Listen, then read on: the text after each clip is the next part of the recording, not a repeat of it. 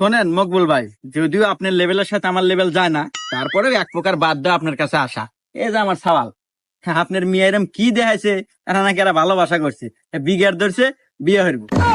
আর খালি কি তাই, দৌড় বেড়ে ছাদে উঠছে, বিয়ে না হারালি পারে নাদ্যে মরে যাবে। আমার একটাই সওয়াল, অমূল্য রতন, আর হলে আমি কি নিয়ে বাঁচবো? তাই এক প্রকার বাধ্য আসলাম, আপনার মেয়েটাও দেন। আর যদি আপনার কোনো কথা থাকে তাহলে কথা আর কি কমু ভাই, আপনার মতো লোকের হাতে আত্মীয় হরা আমার সৌভাগ্যের ব্যাপার। তো যাই হোক, ছেলে মেয়ে যেহেতু উভয় পছন্দ করছে, এখানে বলার মতো আর কিছু নাই। তারপরেও একটু জানা দরকার, না জানলে হয় না আসলে ছেলে কি করে না করে। কি হরে মানে?